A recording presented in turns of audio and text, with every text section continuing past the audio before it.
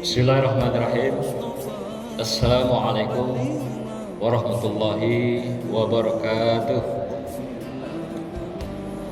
Alhamdulillahillazi arsala rasulahu bil huda wa dinil haq liyuzhirahu 'alad dini kullih wa kaffa billahi shahida.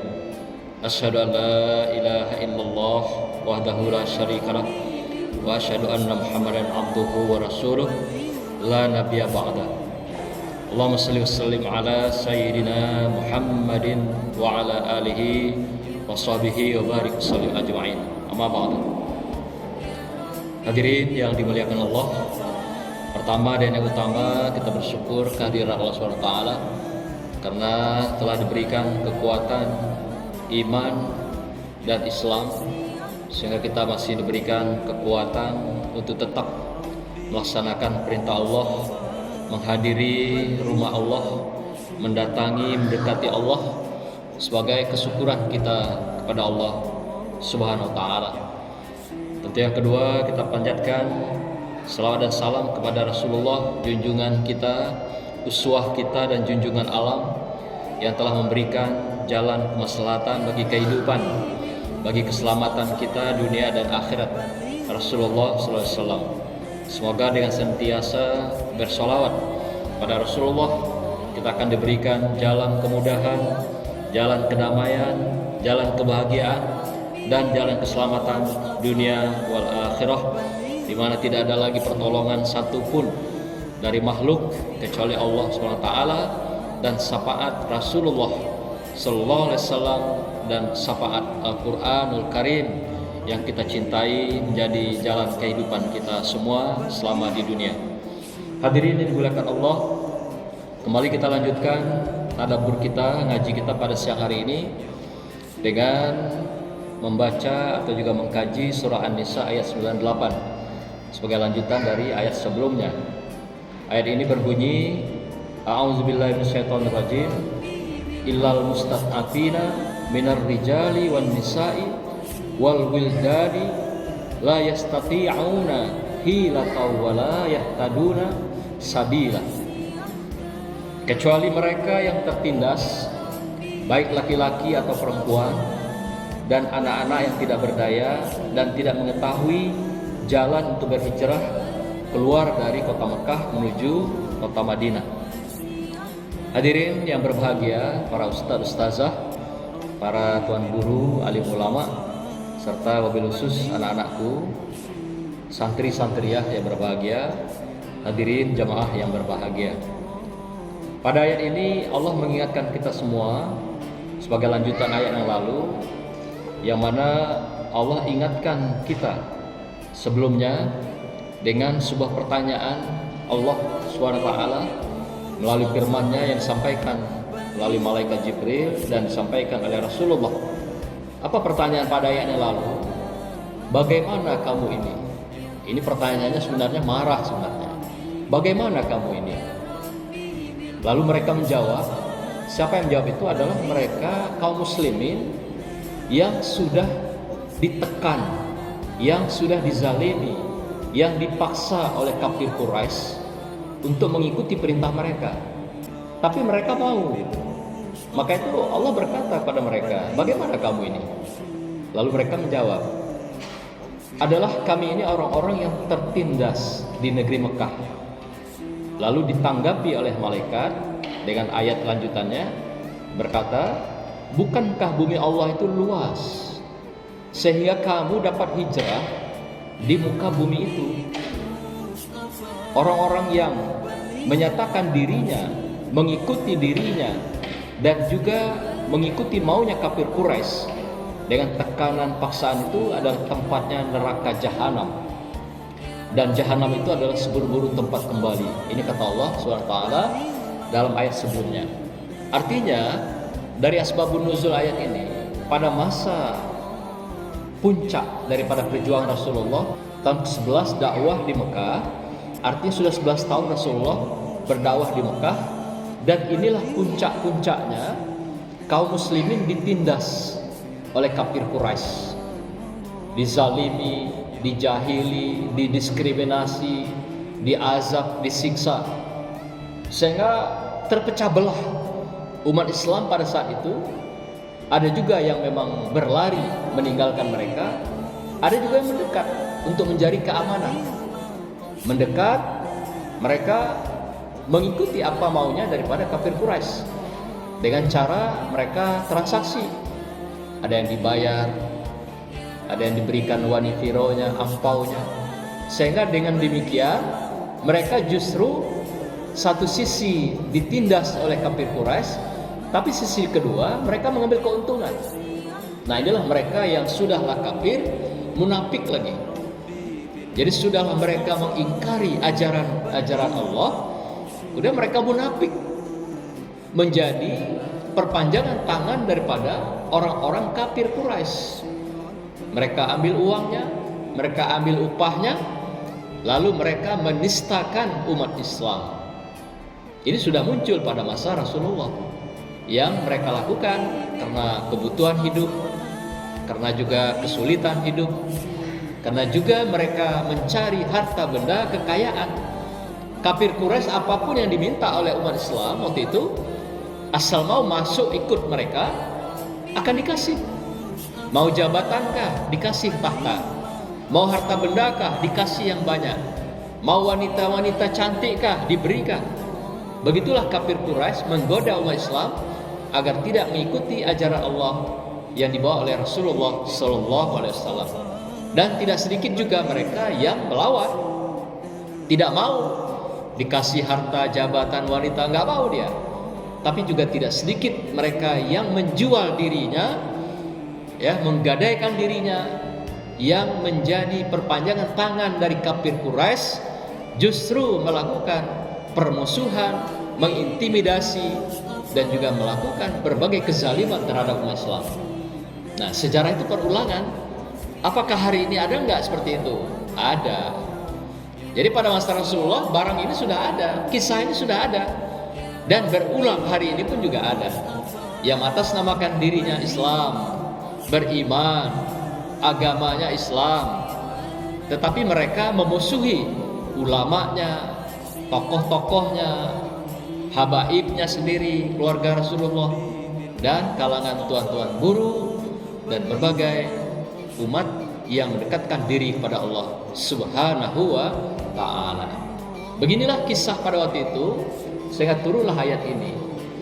Jadi Allah katakan bahwa mereka yang melakukan kekafiran kembali, ya, mengikuti kafir Quraisy, dan mereka juga menjadi orang munafik, maka apa dikatakan?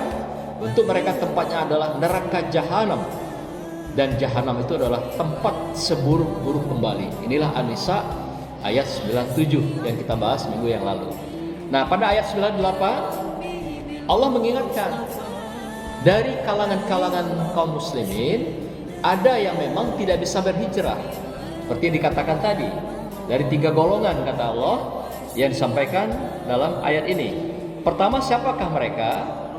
Yaitu minar rijal, yaitu dari laki-laki dari kelompok mereka. Siapa itu laki-laki yang dimaksud? Adalah mereka yang sudah tua, berumur, yang sudah sakit, jadi tidak bisa melakukan hijrah.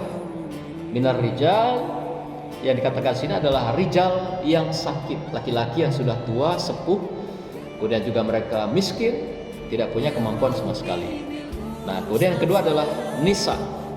Minan nisa, yaitu mereka yang memang dari kaum wanita, yang tidak mungkin orang-orang ini melakukan perjalanan sendiri untuk melakukan hijrah, dan mereka tidak mungkin juga keluar rumah tanpa kekuatan, kemampuan pendamping daripada sang suami atau laki-laki yang mengiringi mereka untuk melakukan hijrah.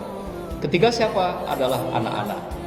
Anak-anak yaitu dikatakan wal walidan, yaitu mereka yang di bawah kanak-kanak.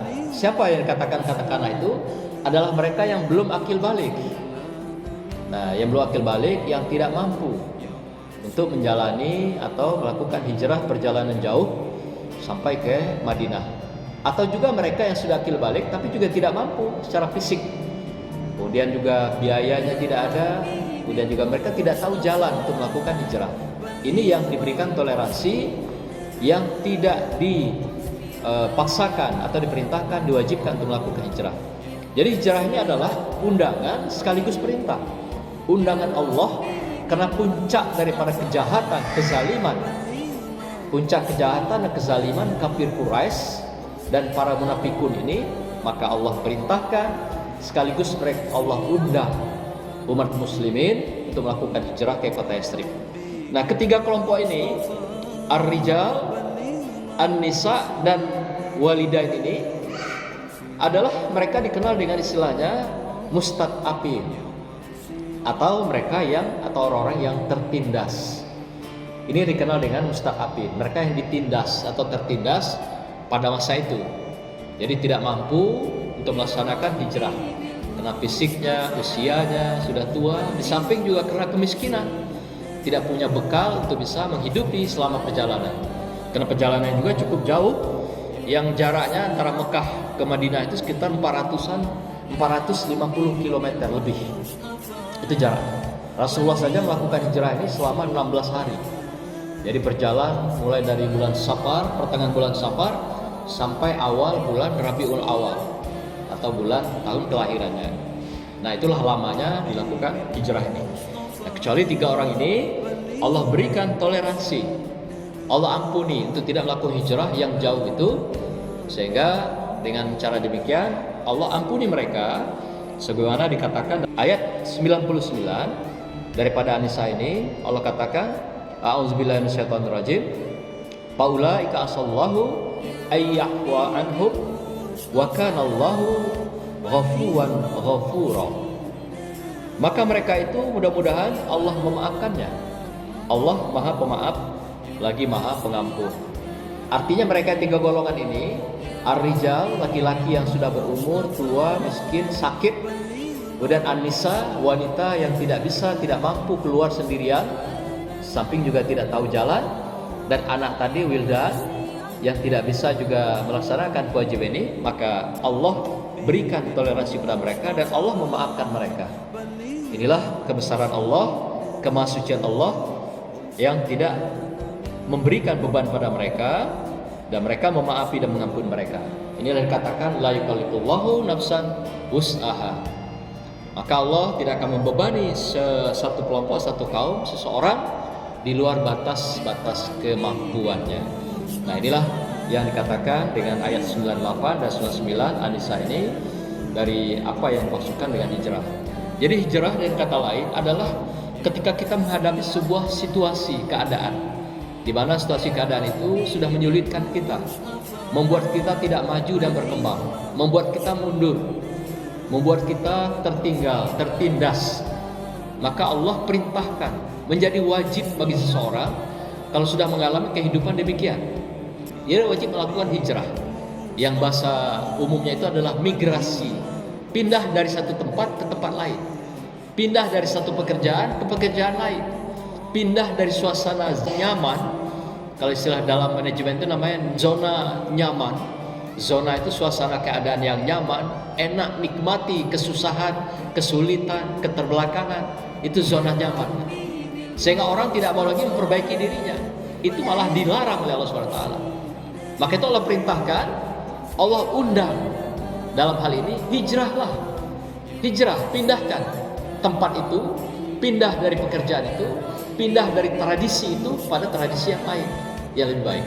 Karena bumi Allah ini disebarkan oleh Allah SWT, dikatakan tadi, yaitu nikmat Allah yang berlapis-lapis, yang berganda-ganda, yang banyak. Jadi tidak saja pada suatu tempat. Sama ibarat mata air. Ketika kita menggali sumur, tidak semua sumur itu tempatnya ada mata air.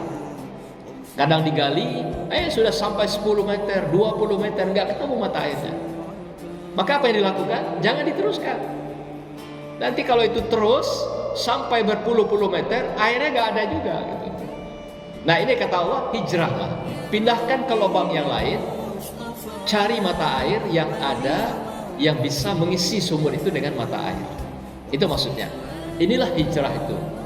Jadi kalau kita merasakan dalam kehidupan ini kesulitan, kesusahan, ketertindasan, keterbelakangan, tertekan pikiran, perasaan, beban dalam hidup kita, Allah berikan jalan, perintahkan pada kita wajibkan pada kita hijrah. Pindahlah, tinggalkan apa yang menjadi kesulitan kita itu. Pindahlah, tinggalkan tempat apa yang menjadi penderitaan kita.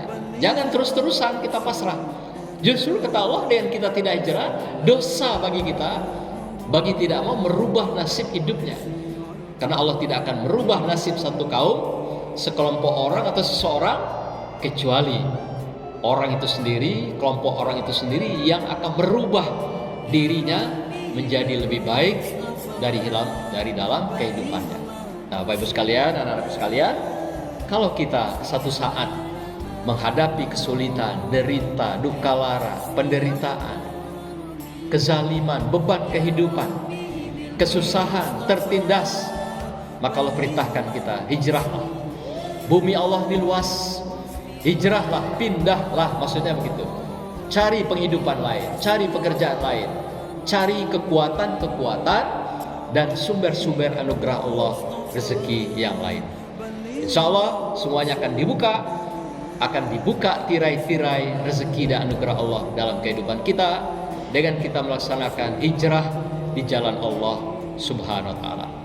Demikian hadirin berbahagia, semoga Allah ampuni kita, berikan rahmat pada kita dan tetapkan kita dalam Islam dan iman sehingga husnul khotimah dalam kehidupan. Barakallah. Wassalamualaikum warahmatullahi wabarakatuh.